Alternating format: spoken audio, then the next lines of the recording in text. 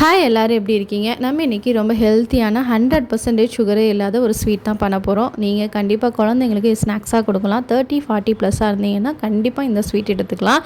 இதுக்கு பாதாம், முந்திரி, கொட்டை எடுத்த பேரிச்சம்பழம் எல்லாத்தையும் இந்த மாதிரி 1-2 அரைச்சி நம்ம உருண்டை பிடிக்கிற அளவுக்கு எடுத்து வச்சுக்கோங்க.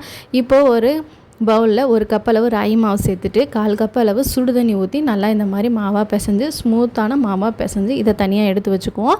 அதுக்கப்புறம் நம்ம அரைச்சி வச்சுருக்கோம்ல பாதாம், முந்திரி, அதுக்கப்புறம் பேரிச்சம்பழம், இது எல்லாமே நம்ம உள்ள ஸ்டஃபிங்காக அரைச்சி வச்சுருக்கோம். இதை தனியாக இந்த மாதிரி உருண்டையாக சின்ன சின்ன உருண்டையாக பிடிச்சி எடுத்து வச்சுருங்க.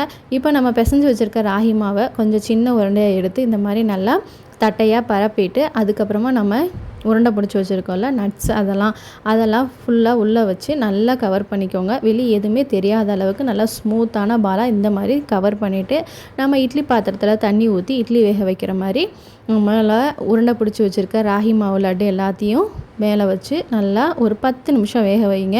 ஸ்மூத்தாக வெந்துடும். சூப்பரான ஹெல்த்தியான ரொம்ப சாஃப்டான ராகி லட்டு ரெடியாக இருக்கும். கண்டிப்பாக இது ரொம்ப ஹெல்த்தியானது, ரொம்ப டேஸ்ட்டாகவும் இருக்கும். ட்ரை பண்ணி பாருங்கள். உங்கள் குழந்தைகளுக்கு ஸ்நாக்ஸாக கொடுத்து விடலாம். இல்லை நீங்கள் ஏதாவது அயன் சப்ளிமெண்ட்லாம் எடுத்துக்கிறீங்க அப்படின்னா கண்டிப்பாக அதெல்லாம் விட இது ரொம்ப பெஸ்ட்டான ஸ்நாக்ஸ். கண்டிப்பாக ட்ரை பண்ணி பாருங்கள். இன்னொரு இன்ட்ரெஸ்டிங்கான வீடியோவில் சந்திக்கிறேன். Take care.